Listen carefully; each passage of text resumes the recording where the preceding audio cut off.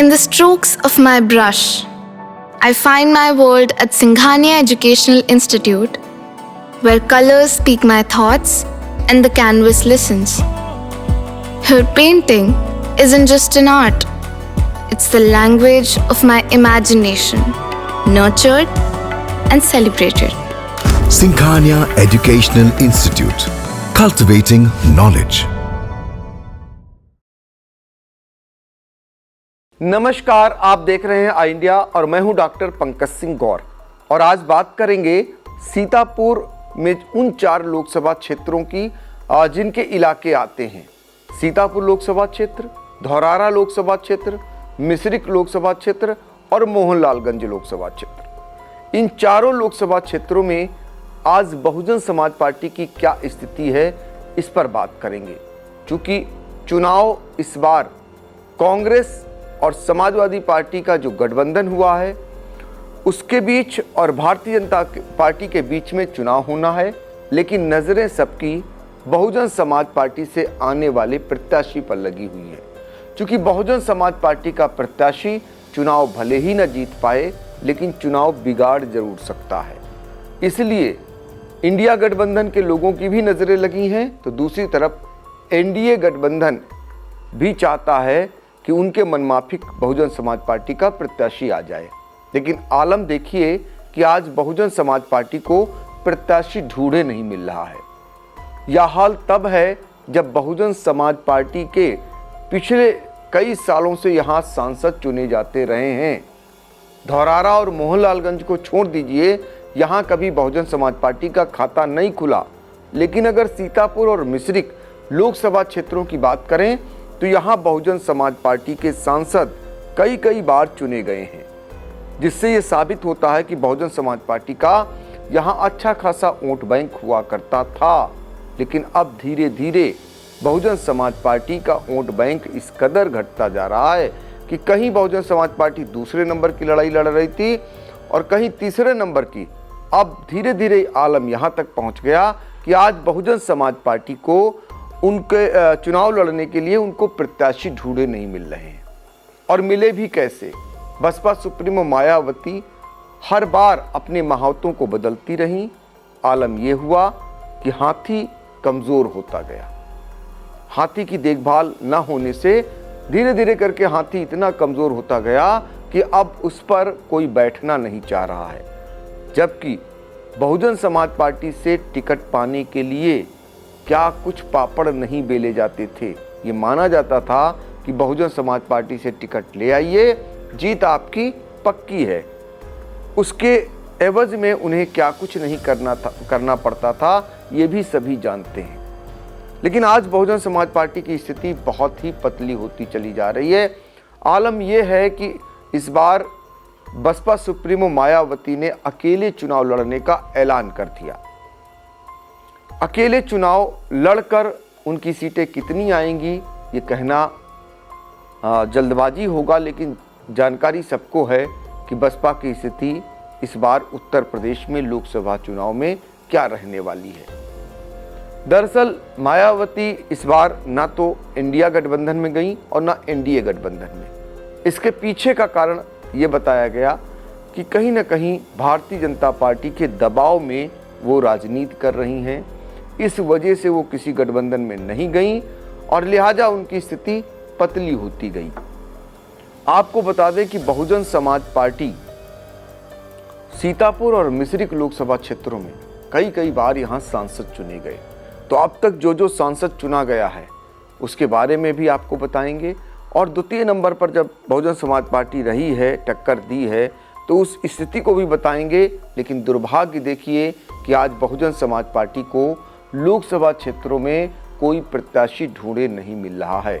ये नौबत आ गई है, वो भी तब जब समाजवादी पार्टी द्वारा प्रत्याशी घोषित किया जा चुका है।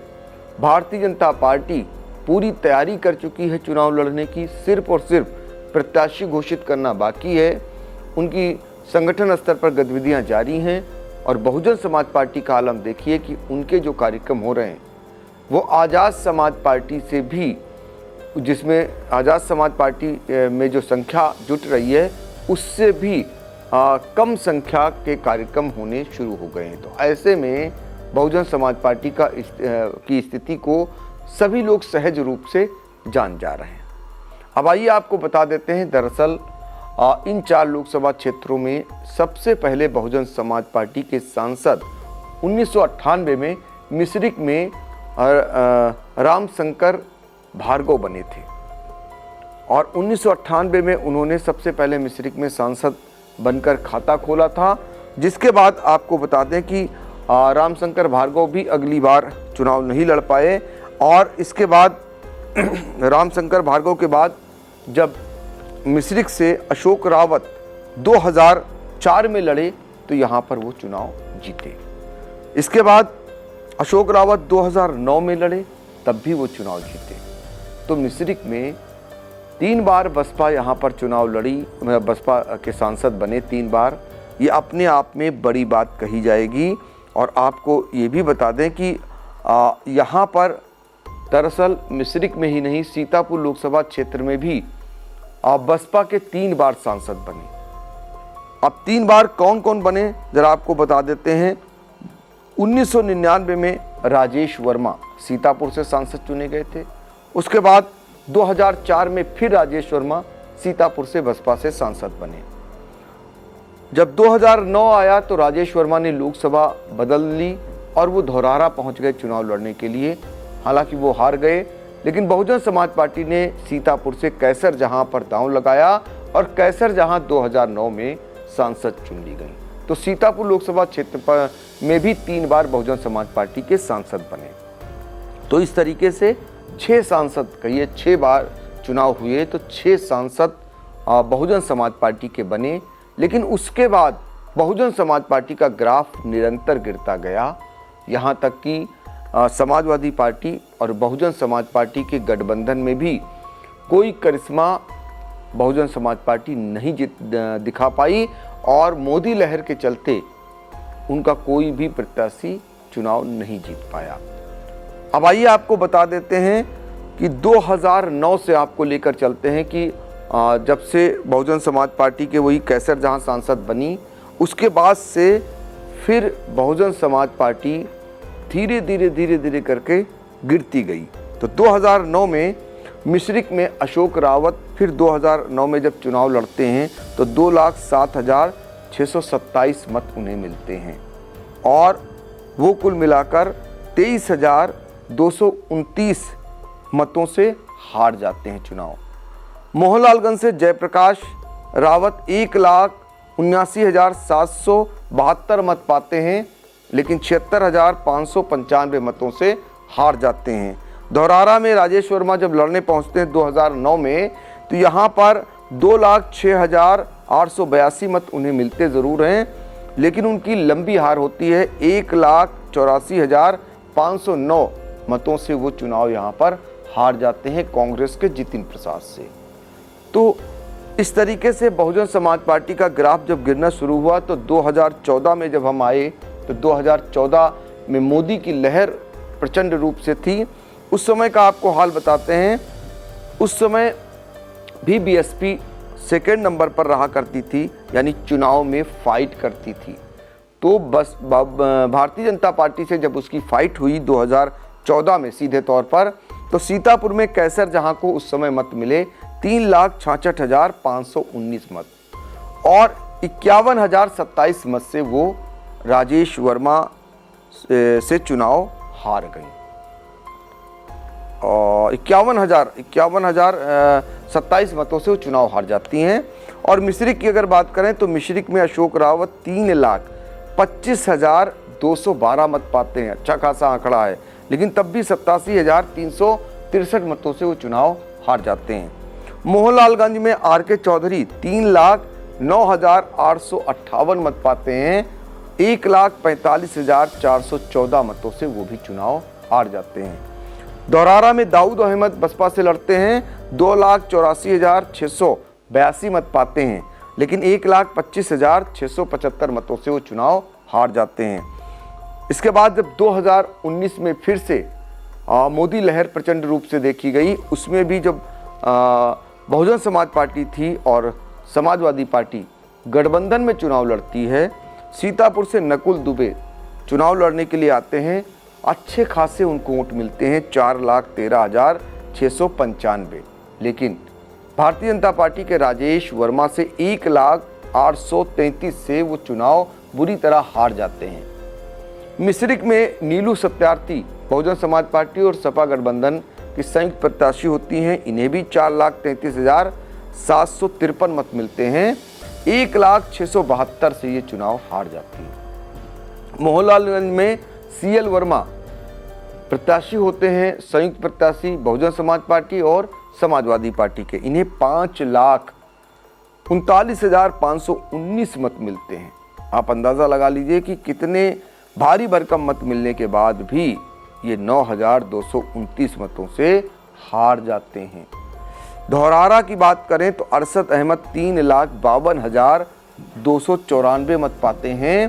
फिर भी ये 1,60,611 मतों से चुनाव हार जाते हैं। ये तब का हाल है जब समाजवादी पार्टी और बहुजन समाज पार्टी मिलकर चुनाव लड़ी। अब अलग अलग चुनाव लड़ रही है, तो बहुजन समाज पार्टी की स्थिति के बारे में बता दें।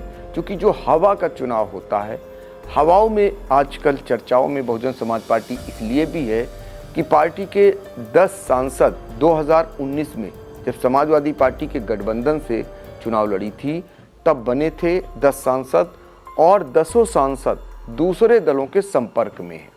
एक एक कर सांसद दूसरे दलों में जा रहे हैं और बहुजन समाज पार्टी की प्रमुख मायावती ना तो उन्हें रोक पा रही हैं और ना ही उनसे प्रभावी कोई प्रत्याशी या उनसे प्रभावी कोई नेता पार्टी के अंदर खड़ा कर पा रही हैं। ये अपने आप में बहुत बड़ी बात है। इससे कहीं ना कहीं पार्टी का जो कार्यकर्ता है वो हतोत्साहित हो रहा है, नेता जो है वो हतोत्साहित हो रहा है, और ऐसे में आज़ाद समाज पार्टी उनके पैलर में धीरे धीरे कर वो आगे बढ़ती जा रही। खासकर युवा वर्ग जो है आज़ाद समाज पार्टी के साथ जुड़ता जा रहा है। पिछले दिनों जब सीतापुर में आज़ाद समाज पार्टी के मुखिया यहाँ आए थे, यानी रावण का जब आगमन होता है सीतापुर में, तो उनके साथ जो भीड़ जुटती है वो ये साबित कर रही थी कि बहुजन समाज पार्टी से कहीं ज़्यादा रौनक आज़ाद समाज पार्टी में देखने को मिल रही है।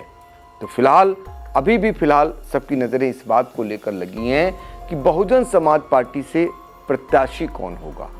चूँकि बहुजन समाज पार्टी का प्रत्याशी हमने आपको बताया जीतने के लिए भले ही वो सशक्त ना हो, लेकिन हराने के लिए वो इस काबिल ज़रूर होगा कि वो किसी भी दल को हरा सकता है, चाहे एनडीए के लिए या इंडिया गठबंधन के लिए। मनमाफिक सारे लोग प्रत्याशी चाह रहे हैं। इंडिया गठबंधन चाह रहा है कि उनके मनमाफिक प्रत्याशी बहुजन समाज पार्टी से आ जाए।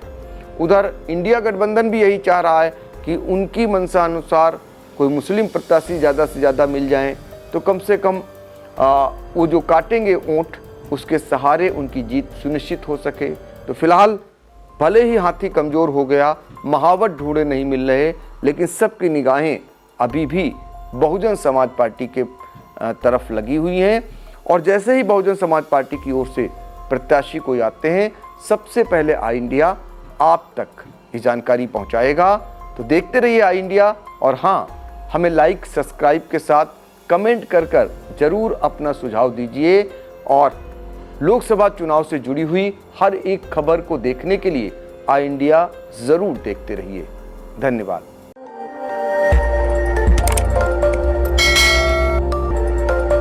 खबर आपकी, नजर हमारी।